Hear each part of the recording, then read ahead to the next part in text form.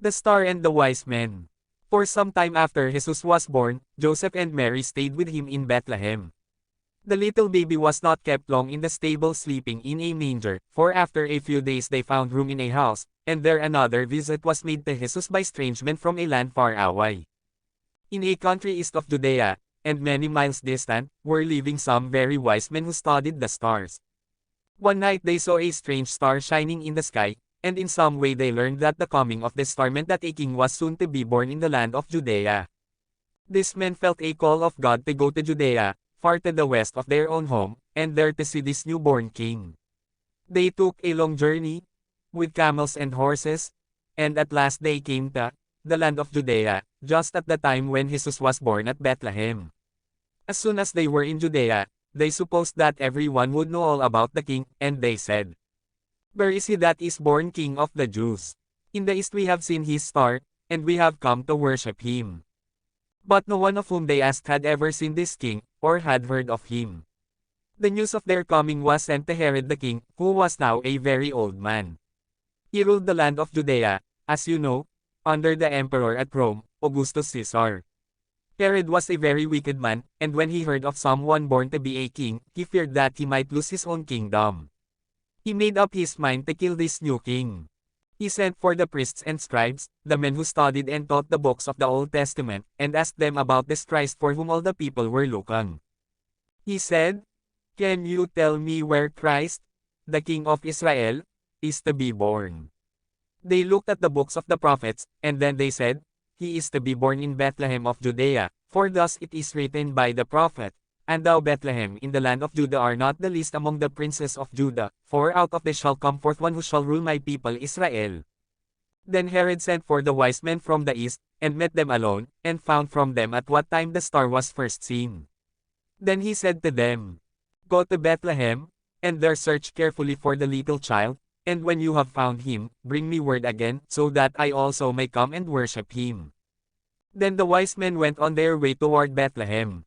And suddenly they saw the star again shining upon the road before them. At this they were glad, and followed the star until it led them to the very house where the little child was. They came in, and there they saw the little one, with Mary, its mother.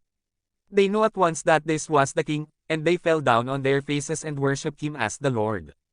Then they brought out gifts of gold and precious perfumes, frankincense and myrrh, which were used in offering sacrifices, and they gave them as presents to the royal child. That night God sent a dream to the wise men, telling them not to go back to Herod, but to go home at once to their own land by another way. They obeyed the Lord, and found another road to their own country without passing through Jerusalem where Herod was living. So Herod could not learn from those men who the child was that was born to be a king. And very soon after these wise men had gone away, the Lord sent another dream to Joseph, the husband of Mary. He saw an angel, who spoke to him, saying, "Rise up quickly, take the little child and his mother, and go down to the land of Egypt, for Herod will try to find the child to kill him." Then at once Joseph rose up in the night, without waiting even for the morning.